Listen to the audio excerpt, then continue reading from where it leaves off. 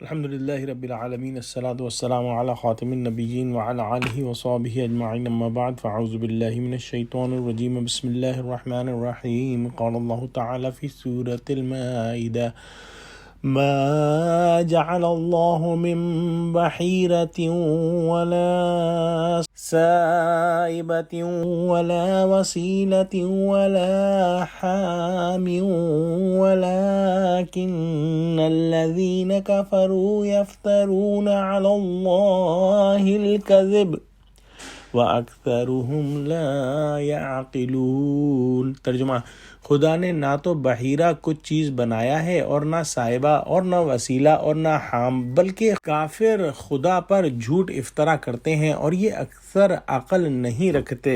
اس آیت میں کچھ ایسے جانوروں کا ذکر ہے جو کہ اللہ سبحانہ و تعالیٰ کی طرف سے تقدس کے حامل نہیں اور اس بارے میں کوئی سند نہیں، لیکن مشرکین مکہ نے اپنے طور پر ان کو مقدس بنا لیا تھا۔ بحیرہ، صائبہ، وسیلہ اور حام کے بارے میں بہت سے اقوال ہیں، لیکن جلیل القدر تابعی حضرت سعید بن مسیب رحمۃ اللہ علیہ نے ان الفاظ کی جو تفصیل بیان کی ہے وہ صحیح بخاری کتاب تفسیر القرآن میں وارد ہوئی ہے۔ مولانا شبیر احمد عثمانی نے بھی اسے اپنے حواشی میں نقل کیا ہے۔ اس کے مطابق بحیرہ ایسا جانور تھا جس کا دودھ بتوں کے نام کر دیا جاتا تھا اور کوئی اسے اپنے کام میں نہ لاتا۔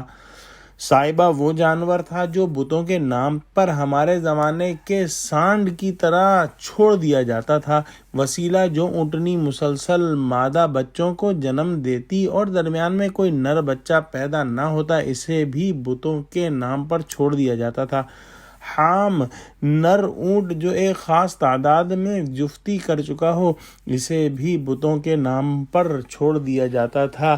اس طرح کے جانوروں کو بتوں کے نام سے منسوب کر کے آزاد چھوڑ دیا جاتا تھا کہ انہیں کوئی ہاتھ نہ لگائے، کوئی ان سے استفادہ نہ کرے، کوئی ان کا گوشت نہ کھائے اور نہ صدقہ دے، نہ ان سے کوئی خدمت لے، بس ان کا احترام کیا جائے۔ لہذا واضح کر دیا گیا کہ اللہ سبحانہ و تعالیٰ کی طرف سے ایسے کوئی احکام نہیں دیے گئے، بلکہ فرمایا کہ یہ کافر اللہ پر افطرا کرتے ہیں اور ان کی اکثریت عقل سے عاری ہے۔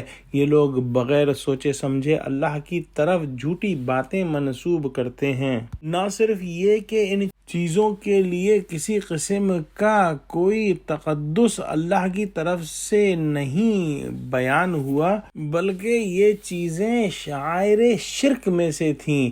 جس جانور کے گوشت یا دودھ یا سواری وغیرہ سے منقطع ہونے کو حق تعالیٰ نے جائز رکھا، اس کی حلت و حرمت پر اپنی طرف سے قیود لگانا گویا اپنے لیے نعوذ باللہ اللہ سبحانہ و تعالیٰ کا منصب تجویز کرنا تھا، اور یہ انہوں نے صرف اپنی خواہشات کے مطابق کیا بغیر کسی دلیل کے، اور یہ سب کچھ بغیر اللہ کے حکم کے کرنے کے باوجود ان سب چیزوں کو اللہ سبحانہ و تعالیٰ کی خوشنودی اور قربت کا ذریعہ تصور کرتے تھے۔ لہذا اس کا جواب دیا گیا کہ اللہ نے ہرگز یہ رسوم مقرر نہیں کی، ان کے بڑوں نے خدا پر بہتان باندھا اور اکثر بے عقل عوام نے اسے قبول کیا۔